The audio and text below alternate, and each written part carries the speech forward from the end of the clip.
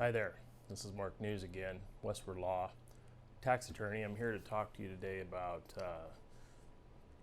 estate taxes on non-residents. So if you are living in the United States and you're a non-resident, there's a lot of folks here that have not taken advantage of the ability to become a citizen of the United States. They want to keep their citizenship intact for another country, which, there's a lot of benefits to that. There's also some drawbacks. But as you get older and you've been living here for a while, you start to accumulate U.S. assets. You may have some U.S. real estate. You may have a substantial stock portfolio here in the United States that's made up of U.S. companies, that sort of thing. Those kind of assets are definitely subject to U.S. taxes if you should pass away here. Those kinds of things get added into your estate. And one of the things that you got to be aware of is estate taxes if you're a non-resident. So people don't really think about it that much anymore. It's becoming less applicable for U.S. citizens.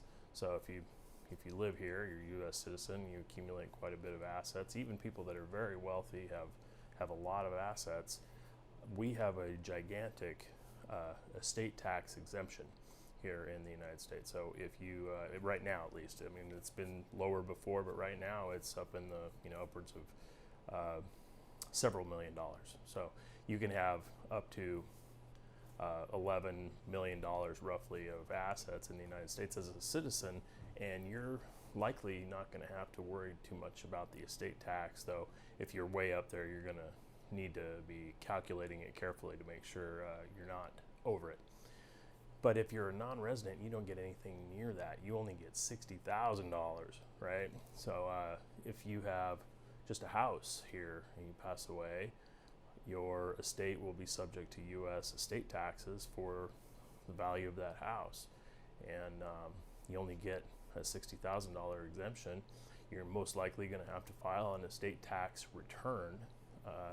And sometimes even if you're under $60,000, you might still have to file an estate tax return.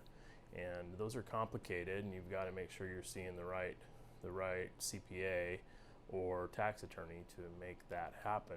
So keep an eye on that. Don't just assume that keeping your citizenship in another country while either living here or maintaining assets here in the United States, that you're going to escape U.S. taxation of your estate, because you might not, and it could be a fairly substantial bite.